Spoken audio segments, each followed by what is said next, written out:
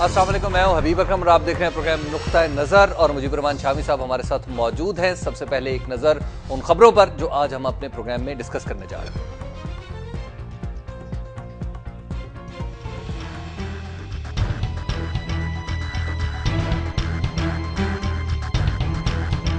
हिफाजती इक़दाम के नाम पर मोबाइल बंद और डबल सवारी भी।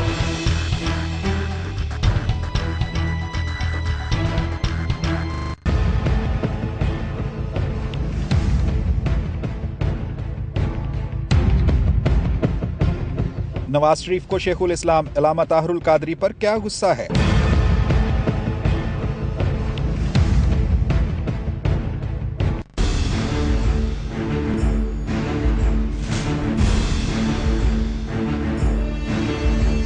अल्ताफ हुसैन ने हुकूमत को क्या पैगाम दिया?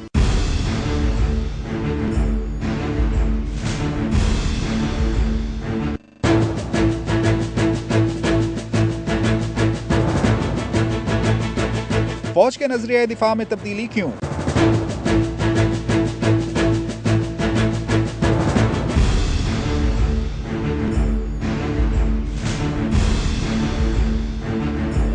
पंजाब यूनिवर्सिटी में बलोचिस्तान कॉन्फ्रेंस।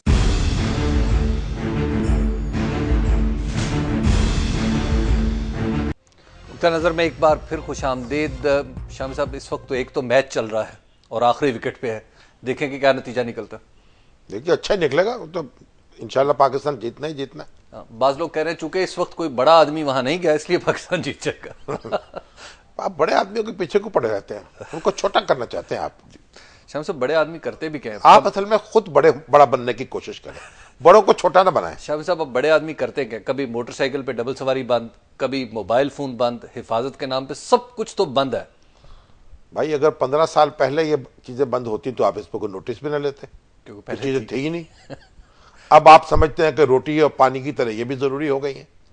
जब रहमान मलिक साहब का तुक्का एक बार चल चुका और उनका नुस्खा जो है दुरुस्त साबित हो चुका, और जब वो बंद करते हैं मोबाइल और डबल सवारी को कहते हैं कोई हंगामा नहीं हुआ, कोई धमाका नहीं हुआ, कोई खुदकुश हमला नहीं हुआ, कोई रिमोट कंट्रोल से धमाका नहीं हो सका, तो इसका मतलब यह है कि फिर उनकी तशखीस दुरुस्त है। अब जब तक ये मामला रहेगा ये बंद होती रहेगी। तो फिर ये तकल्लुफ रोज रोज करने की क्या जरूरत है? मुस्तकिलन ही बंद कर चलिए आप सिफारिश कर दें तो बंद भी कर देते हैं, मेरी तो राय ये नहीं है। मैं तो देखिए इतना जज्बाती होने की जरूरत नहीं है, छोटी छोटी चीजों पर इतना आप क्यों परेशान हो जाते हैं? भाई मोबाइल बंद हो गया तो कोई बात नहीं, पीटीसीएल से आप काम ले लीजिए। एक जमाने में तो पीटीसीएल होता था, हमारा जब मेरा लड़कपन का जमाना था उस वक्त तो कराची से इस्लामाबाद क्या लाहौर की कॉल इस तरह मिलती थी जैसे पता नहीं क्या कितने हजारों मील दूर का सफर जी। और उसमें 4-4 घंटे 6-6 घंटे इंतजार करना पड़ता था। अब तो 1 मिनट में जनाब आप अमेरिका बात कर सकते हैं। तो ये कम्युनिकेशन की तरक्की है। तो ये जो वो हमारे एक शायर ने कहा है ना, हमारे कयूम सबा साहब थे गवर्नमेंट कॉलेज साहिवाल के प्रोफेसर, उन्होंने कहा क्या राह रवो शम्मे बुझाते जाओ, रोशनी राह भरे राह जन भी तो है। वाह। तो रोशनी में डाकू भी तो काम करते हैं ना, मुसाफिर ही तो नहीं चलते। तो आप तो इसको सपोर्ट कर रहे हैं? जाहिर है, मैं तो जहां इंसानी जान का खतरा होगा, सबसे कीमती चीज तो इंसानी जान है ना, उसको बचाने के लिए आप कोई भी इकदाम कर सकते। चलिए ठीक है शाम साहब, लेकिन आप उन लोगों का भी देखें जो आज काम पे नहीं जा सकते। किसकी वजह से? मोटरसाइकिलों की वजह से। मोटरसाइकिल की वजह से साइकिल पे चले जाए और आज आपसे सवारी ना बैठाएं, एक संगत आज आपसे राब्ता कितना मुश्किल हुआ आज दिन भर, आप और मैं। बात नहीं, फिर भी हो गया। चलिए हमें आदत अपनानी चाहिए, एक दूसरे के पीटीसीएल नंबर भी रखने चाहिए अपने पास। जी शाम साहब, ये नवाज शरीफ साहब को शेखुल इस्लाम पे बहुत गुस्सा है आज। अच्छा, वो कहते हैं जी इन्होंने तमाशा लगाया हुआ है और मुशर्रफ के साथी जो हैं वो शेखुल इस्लाम के गिरद जमा हो रहे हैं, किसी खेल तमाशे की हम कतई इजाज़त नहीं देंगे। और तहरीर स्क्वायर वालों का माजी साफ था और इनके माजी के बारे में भी उन्होंने कुछ कहा है। उन्होंने कहा चंद हजार लोग 18 करोड़ को यरगमाल नहीं बना सकते। तो इनके माजी में तो नवाज शरीफ साहब ही है। मैंने कहा कि बज़्म नाज चाहिए गैर से तही, सुन के सितम ज़रीफ ने मुझको उठा दिया कि भाई ये तो मियाँ मोहम्मद शरीफ मरहूम जो हैं नवाज शरीफ साहब के वालिद मोहतरम, वो बड़े सरपरस्त थे इनके, इत्तफाक मस्जिद में ये खतीब थे, इनके बड़े नाज नखरे बर्दाश्त करते थे, इनको बड़ा यानी अजीज समझते थे। अपने बेटों की तरह इनका ख्याल करते थे। और नवाज शरीफ साहब भी इनके मुतक़िद थे। और आपको याद होगा, पता नहीं याद हो कि ना याद हो, लेकिन बहरहाल याद होना चाहिए कि ये गए थे हज पे या उम्रे पे, तो गारे हरा पे चढ़ने लगे तो कमजोर तबीयत तो हमेशा से है ना, जरा सेहत तो ऐसी है, तो गारे हरा चढ़ नहीं पा रहे थे पहाड़ पर। तो नवाज शरीफ साहब जो है कंधों पर बैठाकर इनको लेके गए गारे हरा में। वाह। तो फिर उन्होंने वापस आके बयान फरमाया कि एक कश्मीरी फरिश्ता जो था वो मुझे उठा के गारे हरा तक ले गया। बहुत खूब। अच्छा। तो नवाज शरीफ साहब तो फरिश्ते हैं भाई, ताहिरुल कादरी साहब के। और फिर उन्होंने ये जो हमारी मिनहाजुल कुरान यूनिवर्सिटी है, इसकी जमीन उन्होंने अलॉट की बहुत सस्ते दामों पे, जो रिजर्व प्राइस थी उसको भी कम कर दिया। अच्छा। क्योंकि ये तालीमी खिदमात सर अंजाम दें, तो वो इनके तो एक शेखुल मशाइख थे उनके लिए। अच्छा। अब पता नहीं बाद में फिर क्या हुआ, मामलात बिगड़ गए। अब शेखुल इस्लाम जो है वो खुद अपने लीडरशिप के दावेदार हैं। बिल्कुल। और देखिए लाखों अफराद उनकी आवाज पर लब्बैक कहते हैं। हाँ। तो नवाज शरीफ साहब को इतना गुस्सा नहीं करना चाहिए, क्योंकि वैसे वो बड़े स्टेक होल्डर है ना जी। तो समझा जा रहा है कि अब नवाज शरीफ साहब जो है आइंदा इंतखाबात के बाद उनकी हुकूमत कायम होगी। मुस्लिम लीग उनका तो यही ख्याल है ना। बिल्कुल यही ख्याल। और अक्सर मुबस्सरीन भी इस तरह की बातें करते हैं। हाँ। तो मुस्लिम लीग नून जो है एक बड़ी कंटेंडर है ना जी। बिल्कुल नए आने वाले दौर की। तो अब उनको गुस्सा तो आएगा ना। हाँ। कि भैया कहां से आ गए। हाँ। हमारे जनाब वो जो कहते हैं, हमारे पंजाबी में कहते हैं ना, वो बच्चे खेलते होते थे ना खुत्ती में जी। तो जब वो एक लड़ाई करते थे वो पेशाब कर देता था उस खुत्ती में। तो ये खुत्ती में पेशाब करने वाला कहां से आ गया। तो गुस्सा तो उनको आएगा। लेकिन बहरहाल उनको इतना गुस्सा करना नहीं चाहिए। हाँ। जो हजरत कह रहे हैं ना, उनकी रूह में जाए पैगाम की। ठीक है। वो रूह ये है कि इंतखाबी इस्लाहात होनी चाहिए। तो इंतखाबी इस्लाहात अगर उनके साथ बैठकर कोई बातचीत हो जाए, एजेंडा तय हो जाए इस्लाहात का, तो क्या मजाक है। लेकिन शाम साहब क्वेश्चन तो है टाइमिंग का। आज वजीर आजम ने भी यही कहा ना, उन्होंने कहा जी इंतखाबात कौम की अमानत है और बरवक्त होंगे। और भाई दुरुस्त है, बरवक्ती होने चाहिए। तो इंतखाबात जब होंगे तो उसी वक्त तो उम्मीदवारों का मसला पैदा होगा ना, कि उम्मीदवार जो हैं वो भी दुरुस्त होने चाहिए और इंतखाबात भी दुरुस्त होने चाहिए। तो हजरत जो फरमा रहे हैं तवज्जो तो करें उस पर, इतना नाराज होने की क्या जरूरत है। नहीं, लेकिन शेखुल इस्लाम की तरफ अब कायदे तहरीक MKM ने भी उन्हें हुकूमत को उसी की तरफ चला दिया कि मॉडल टाउन पहुंचे। देखिए जो अल्ताफ हुसैन साहब ने जो बात की है वो तो एक बड़ी खरी बात की है। क्योंकि जब उन्होंने उनकी इमामत में नमाज अदा कर ली, हाँ, लंदन में बैठकर जी, और उनके मुतक़द्दीन ने कराची में बैठकर, बिल्कुल, और उन्होंने कहा कि अब इनके हाथ में हमारा हाथ है और हम छोड़ने वाले नहीं है। तो इसका मतलब यह हुआ कि अब ये तो नहीं हो सकता कि वो ताहिरुल कादरी से बाला बाला मामला कर ले। उन्होंने रहमान मलिक साहब को मशवरा दिया है कि हुजूर जरा फौरन चले जाएं लंदन से लाहौर और मॉडल टाउन से जहां हजरत रहते हैं उनके पास चले जाएं और जो उनका इंतखाबी इस्लाहात का एजेंडा है उस पर गुफ्तगू करें। उन्हें कोई घबराए नहीं, हम कोई ज़ेरो ज़बर नहीं करना चाहते। अल्ताफ हुसैन ने कहा है कि ना हम इंतखाबात मुलतवी कराना चाहते, ना हम कोई हंगामा बर्पा करना चाहते, मार्शल लगवाना चाहते, ना कोई इस तरह की गैर मामूली सूरत हाल बर्पा करना चाहते। भाई इंतखाबी इस्लाहात का एजेंडा है, ताहिरुल कादरी साहब के साथ बैठ जाइए, 1 2 3 4 वो नुक्ते देख लीजिए, तय कर दीजिए, अल्लाह अल्लाह खैर सल्ला। लेकिन ताहिरुल कादरी साहब ने कल मालिक साहब के जो प्रोग्राम में बात की है वो सीधी सीधी बात कर दी। उन्होंने कहा जी कि 2 लोगों से मुज़ाकरात हो सकते हैं, उन्हीं की गारंटी काबिल कबूल है, फौज और अदलिया। नहीं, वो जो अभी मुज़ाकरात तो उनसे होंगे ना, मुज़ाकरात फौज से नहीं होंगे, गारंटी चाहिए फौज की। चले शाम साहब, एक ब्रेक का वक्त आ गया। ब्रेक पे आ गए जनाब हजरत की बारी। ब्रेक का वक्त आ गया। ब्रेक के बाद हम शेखुल इस्लाम पे गुफ्तगू जारी रखेंगे। आप देखते रहिए नुक्ता नजर।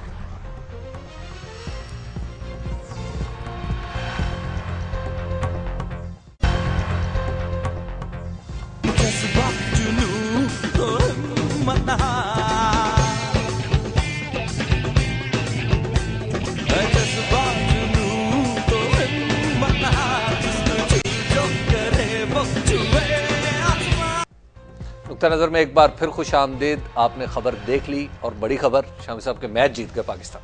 मुबारक हो आपको, तो सीरीज जीत गया जी। आप तो सीरीज जीत गए बस। तो ये जो 2013 है ना जी, ये बड़ा मुबारक साल साबित हो रहा है। बिल्कुल। ये पहली खबर अच्छी आई है, लेकिन वो 14 जनवरी वाली ने इसमें मिला नहीं, वो तो है ना, वो भी कोई ऐसी बुरी खबर नहीं है जी।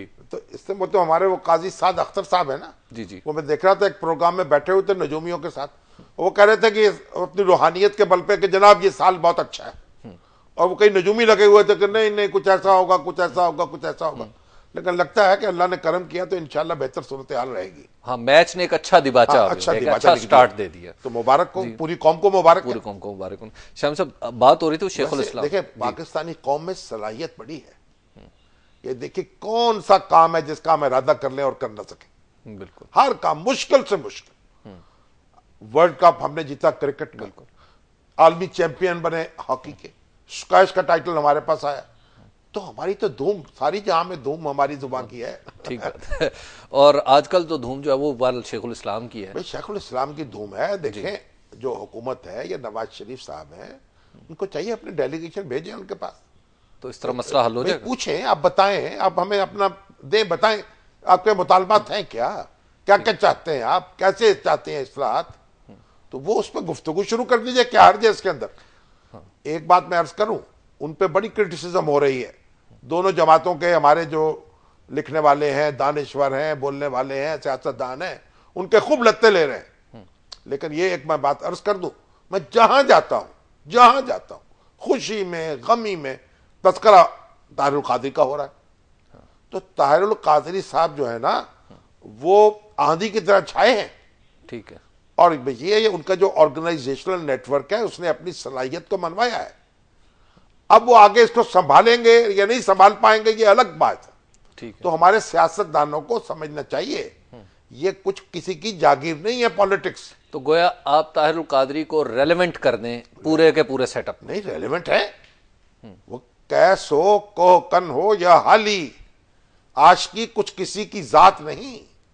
ये कोई मारूसी मामला नहीं है कि एक बादशाह के घर में बादशाह पैदा होगा। तो ये कुदरत जो है फिरौन के घर में भी मूसा पैदा कर देती है।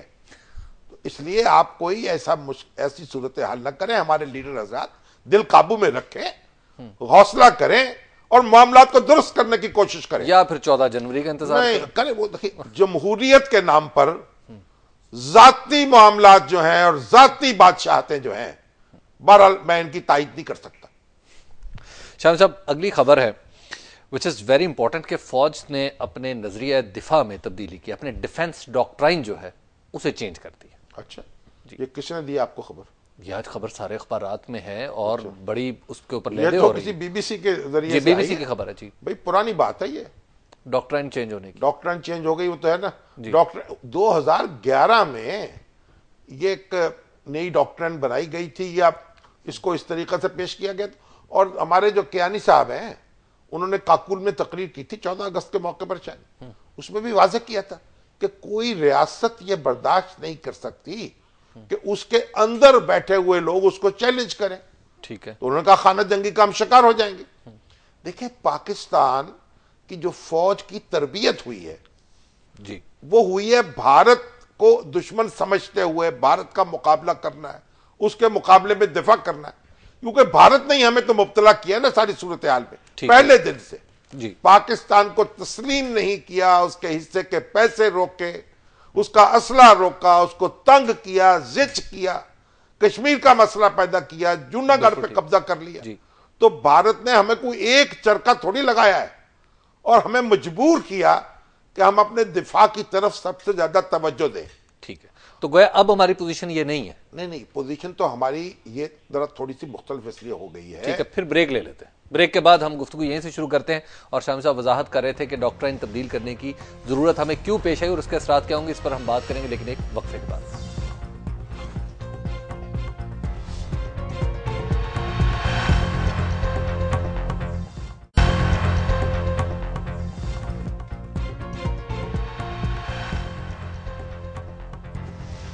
नज़र में एक बार फिर खुशामदीद बात हो रही थी पाकिस्तान के डिफेंस डॉक्ट्राइन में आने वाली तब्दीली के हवाले से। शाम साहब, आप बता रहे थे कि हमारे इंटरनल थ्रेट्स ही हैं और इससे पहले भी ये बात हो चुकी है। देखिए, हम इसे यकसर तब्दीली नहीं कह सकते, उसके रीएडजस्टमेंट कहेंगे हम। यानी पहले देखिए, जो हमारी सरहद है ना इंडिया के साथ मिल रही, क्या से मशरकी सरहद, उसी से खतरा था। मगरबी सरहद से तो हमको खतरा था नहीं, वो तो ट्राइबल एरिया था हमारा, और वो लोग खुद बैठे हुए थे। ठीक है। और आप देखिए 65 की जंग में भी, उसके बाद भी, हालांकि अफगान हुकूमत जो थी जाहिर शाह की, उससे हमारे ताल्लुकात कशीदा ही रहे, उसके बावजूद जुर्रत नहीं हो सकी उस सरहद पर किसी मूवमेंट की, क्योंकि लाखों लोग जो बैठे हुए हैं ना वहां, वो खुद फौज है। ठीक है। तो इसलिए वो तो कोई मसला ही नहीं था। ईरान से हमारे ताल्लुकात अच्छे, चाइना से हमने अपनी बहुत मामलात को दुरुस्त कर लिया था और हमारी हदबंदी हो गई थी। तो हम हर तरफ से हमारे साथ अच्छे ताल्लुकात हैं, सवाए इस सरहद के जो इंडिया से मिलती थी। ठीक है। एक बात। दूसरी बात ये कि जब हमने एटमी धमाका कर लिया और इंडिया के बराबर की ताकत हो गए एटमी तौर पर, जी ठीक है, तो फिर एटमी ताकतें एक दूसरे से नहीं उलझती। तो आप ये समझिए कि ये सरहद उससे महफूज हो गई आपकी।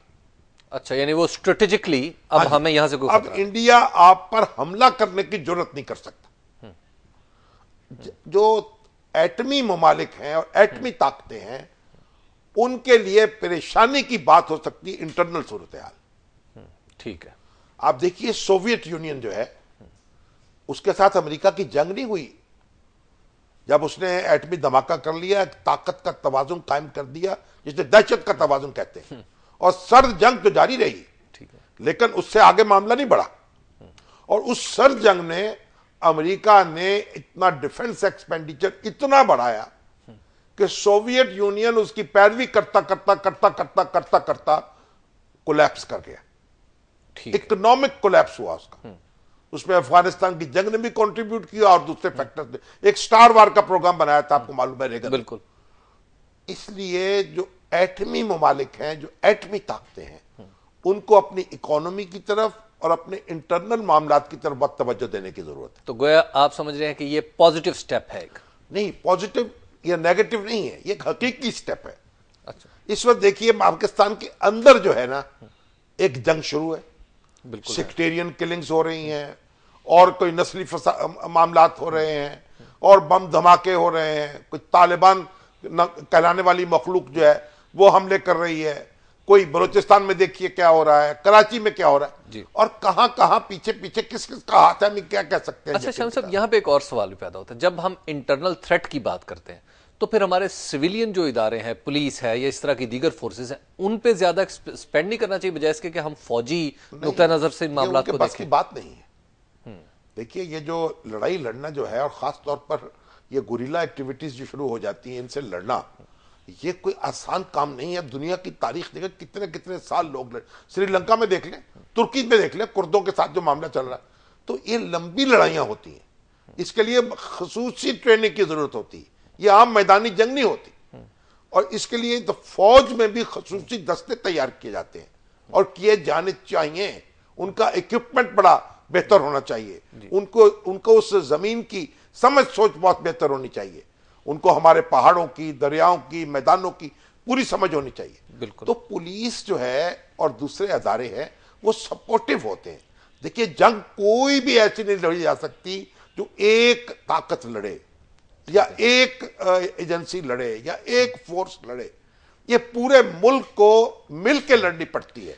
सियासी क़यादत भी, फौजी क़यादत भी यकसू हो जाएं और पूरा मुआशरा उनकी पुष्ट पर खड़ा हो जाए। सब वसाइल हम जैसे वसाइल भी फराम करने पड़ेंगे, और वगरना हम अंदर से टूट जाएंगे, तितर बितर हो जाएंगे, सिविल वार में मुब्तला हो जाएंगे। क्योंकि ये तो बड़ी महंगी जंग होगी। नहीं, महंगी हो या सस्ती हो, जब हमारे ऊपर डाल दी गई तो हमें इसे लड़ना है। और कोशिश ये भी जारी रखनी है कि अगर इससे बचाव हो सकता है, अगर जो ग्रुप्स जो हैं वो नाराज हुए हैं, उनसे कोई मफाहमत हो सकती है, तो वो भी करनी चाहिए। ये कई महाजों पर हमें चौकस होना पड़ेगा। अच्छा शाम साहब, इससे एक सिग्नल ये भी लिया जा सकता है कि भारत के साथ हमारे मामलात कुछ बेहतर हो गए हैं, जिसकी वजह से हम ये फैसला तो मामलात हमारे बेहतर हो रहे हैं, होने भी चाहिए। देखिए वो तो उस वक्त ही बेहतर होना शुरू हो गए थे जब हमने धमाका किया, और उस वक्त वाजपेयी साहब यहां आए, नवाज शरीफ साहब की हुकूमत थी, एक बोल्ड इनिशिएटिव लिया गया। बाद में फिर करगिल का हादसा हुआ, उसने गड़बड़ कर दी। उसके बाद फिर एक हादसा ही है ना उसको, आप बदकिस्मती से, फिर यह साजिश कह ले या कुछ कह ले, मंसूबा कह ले। उसके बाद फिर मुशर्रफ साहब के दौर में भी मामला ट्रैक पे आए। तो ये पाकिस्तान और भारत, इनकी मजबूरी है कि मामलात को दुरुस्त करें। पाकिस्तान अगर ना चाहे तो भारत सेंट्रल एशिया नहीं पहुंच सकता, अफगानिस्तान नहीं पहुंच सकता, उसका माल वहां नहीं पहुंच सकता। और पाकिस्तान जो है उसको भी रिलीफ चाहिए। भारत के साथ कोई जरूरत नहीं है हमें मामलात को अब मुज़ाकरात से तय करना है। लेकिन ताकत, जितनी ताकत आपके अंदर होती है उतना मुज़ाकरात में पोजीशन मजबूत होती है। ताकत जो है फौजी भी है, ताकत अखलाकी भी है, ताकत सियासी भी है, ताकत मुआशी भी है। अच्छा, बलूचिस्तान में जो हमें इंटरनल थ्रेट है उसको हम कहां रखेंगे? आज आप पंजाब यूनिवर्सिटी में कॉन्फ्रेंस भी तो हुई इस हवाले से। देखिए, पंजाब यूनिवर्सिटी में और पायना जो है Pakistan Institute of National Affairs, Altaf Hasan Qureshi साहब का जी, उन्होंने मिल के कॉन्फ्रेंस की। बलूचिस्तान से भी लोग आए हुए थे और यहाँ के भी दानिश्वर मौजूद थे। तो मैंने तो 2-3 तकरीरें सुनी, क्योंकि यहाँ आना था। अब शहबाज शरीफ साहब इस वक्त खाना खिलाएंगे उनको। अच्छा। अब मैं जनाब आपकी मेजबानी का लुत्फ उठा रहा हूँ, तो खाना तो नहीं खा सकूंगा उनका। लेकिन बात यह है कि बड़ी दिलचस्प गुफ्तगुएं हुई वहां। अच्छा। वो उसकी तफसील शायद इस वक्त हम बयान कर।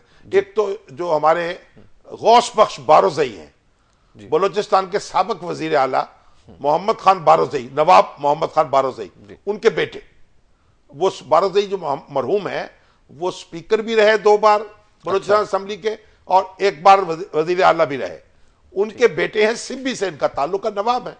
खुद हमारे सैयद फसी इकबाल साहब आए हुए थे, जब डॉक्टर हो जाए उनको भी बलूचिस्तान की यूनिवर्सिटी ने डॉक्टरेट की इजाजी डिग्री दे दी है। अच्छा। उन्होंने कहा भाई अगर मजीद निजामी साहब को पंजाब यूनिवर्सिटी दे सकती है तो ये हमारे बाबा जमहूरियत है कोयटे के, बलूचिस्तान के, इनको भी दे दी जाए। तो उनको वो डॉक्टर हो चुके हैं। उन्होंने भी बड़ी उम्दा तकरीर की। और दूसरे एक मेजर जनरल फारूक थे जो जीओसी रहे एक जमाने में कोयटा के, उन्होंने भी रोशनी डाली। तो सारे मुकर्ररीन ने अपनी अपनी बात की, फिर उन्होंने बताया कि किस तरीके से इस मसले को हल किया जा सकता है। अच्छा, हल भी पेश हुआ? हाँ जी। और चमालांग की जो कोयले की कानें हैं उसमें जो कुछ हो रहा है, फिर उसकी तफसील भी बयान की, किसी वक्त बयान करेंगे। लेकिन एक बात सब कह रहे थे कि इलेक्शन होने चाहिए मुनसफाना तरीके से, और यही एक नई हुकूमत जो है वो बन जाए, अच्छी हुकूमत बन जाए तो मामलात बेहतरी की तरफ जाएंगे बलूचिस्तान में। शाम साहब, एक ब्रेक का वक्त हो गया। ब्रेक के बाद हम आपके सवालात भी लेंगे अपने व्यूअर्स के, और फिर उनके जवाबात, और उन पर शाम साहब का नुक्ता नज़र भी हमारे प्रोग्राम का हिस्सा होगा। फ़ोन नंबर आप हमारा देख रहे हैं। इसके अलावा फेसबुक, ईमेल्स और SMS के जरिए आने वाले सवालात भी हमारे प्रोग्राम का हिस्सा होंगे, लेकिन सब कुछ एक वक्फे के बाद।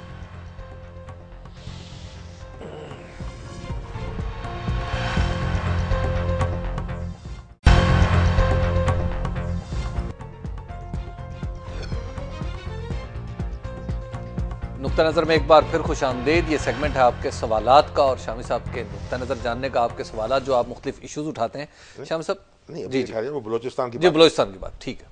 तो आज शायद तलाल बुख्ती साहब आए हुए हैं नवाज शरीफ साहब के पास, है ना? बिल्कुल आए हुए। तो बारोजई साहब जो है ना, गौस बख्श बारोजई, उन्होंने कहा जनाब जो किराए के कातिल ढूंढ रहे हैं अपने बाप का बदला लेने के लिए, वो जनाब उनकी बड़ी पजीराई हो रही है यहाँ।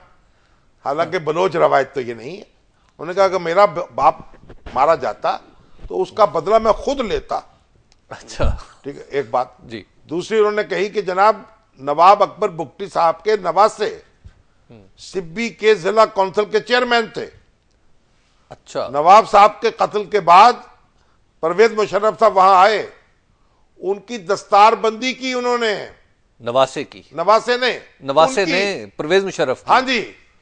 और उसके बाद उनको फंड भी मिले फिर नेशनल काउंसिल के, वो भी उन्होंने कबूल किए। तो उन्होंने कहा भाई बलूचिस्तान के बड़े मामलात हैं, वहां आपस की भी बड़ी दुश्मनियां हैं, रंजिशें हैं, उनको समझो पहले बलूचिस्तान है क्या, फिर तबसरे किया करो उस पर। और एक बात और बताऊं, शाहिद अहमद साहब जो गवर्नर रहे पंजाब के, वो अब वकील हैं आजकल सुप्रीम कोर्ट में हुकूमत बलूचिस्तान की। वो रिकॉर्डिंग केस में? नहीं, वो बदमनी केस है जी, बदमनी केस में जो मौतो हयात की कश्मकश जो जी। बिल्कुल। उन्होंने कहा भाई पैसे आपको मिल गए, ऑटोनॉमी आपको मिल गई, अब 25-25 करोड़ रुपए अगर तकसीम कर रहे हैं अरकान असेंबली में तो हम क्या कर सकते हैं? आपके लिए दुआई कर सकते हैं। तो आपका मर्ज आपके अंदर है, उसका खुद इलाज करें। यानी बलूचिस्तान के अंदर ही मसला। हाँ, वो करें इलाज। नए लोग लेके आए, ऐसे लोग। उनका यहां पंजाब में 40 लाख रुपया, 1 करोड़ रुपया मिलता है, आप 25-25 करोड़ दे रहे हैं तरक्याती फंड के नाम पर, तो आप भुगते। शामिल साहब, यासीन साहब है सऊदी अरब से। जी अस्सलाम वालेकुम यासीन साहब। वालेकुम सलाम सर, मेरा ये सवाल है हुकूमत पाकिस्तान से।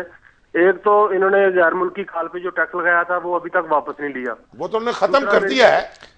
नहीं खत्म हुआ अभी तक, हमारे यहाँ कोई खत्म नहीं हुआ। दूसरा मेरा सवाल ये है कि मैं सऊदी अरब में हूँ, मेरे घर में जायज नंबर की सिम चल रही थी, अभी वो किसी और ने अपने नाम की इशू करा ली है। ये कैसी कौन सी दाखिला की किसी नंबर की सिम चल रही थी किसी कंपनी की, अच्छा, तो किसी और ने अपने नाम करवा ली। नहीं, वो मेरा ख्याल है कि ऐसा होगा किसी और नेटवर्क से आई होगी। जी जी, वहीद साहब है सराय आलमगीर से। इसका इनका पहले वो जो हुकूमत के बारे में बात कर रहे हैं। नहीं, वो हुकूमत को ऐलान तो उन्होंने कर दिया था, अगर नोटिफिकेशन नहीं किया तो खौफ खुदा करे, नोटिफिकेशन जारी करे। वहीद साहब है सराय आलमगीर से। नहीं तो फिर सुओ मोटो लेना पड़ेगा नोटिस। जी वही साहब। अस्सलाम वालेकुम शामी साहब। वालेकुम अस्सलाम हजूर। शामी साहब क्या हाल है, खैरियत से है जनाब? अल्लाह का शुक्र है।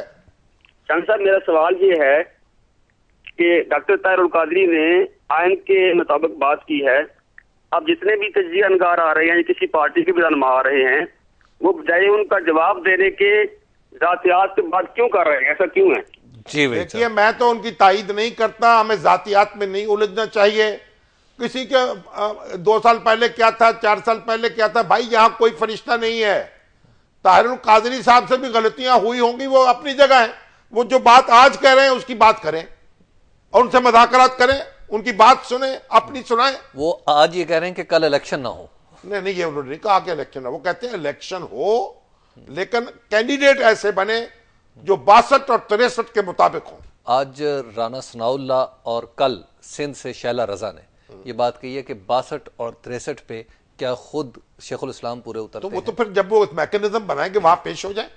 ये अगर ये पूरे उतरते राना सनाउल्लाह, तो वो क्यों नहीं पूरे उतरते? देखिए, हमें आप इन चक्करों में ना पड़ा करें।